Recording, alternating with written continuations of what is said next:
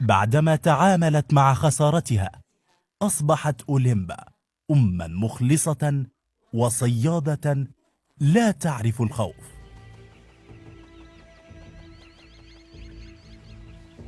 لا يجرؤ أي فهد عادي على مطاردة قردة البابون في وضح النهار.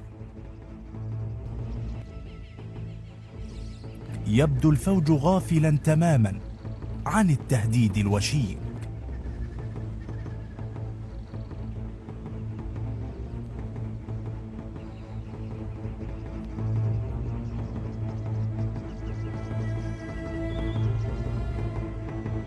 إنها مكشوفة، لكنها غير مرئية على نحو ملحوظ في العراء.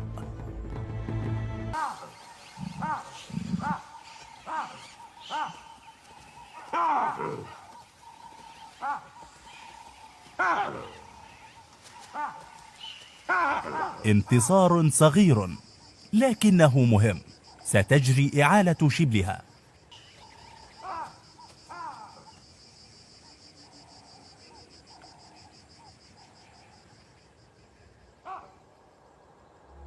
يطلع النهار على فوج قردة البابون المتوترة.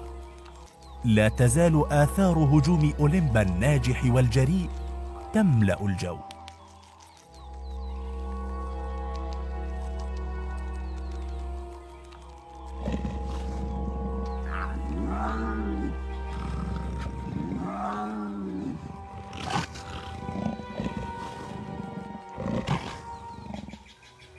مذعورة، تستجيب قردة البابون لجرأة أوليمبا.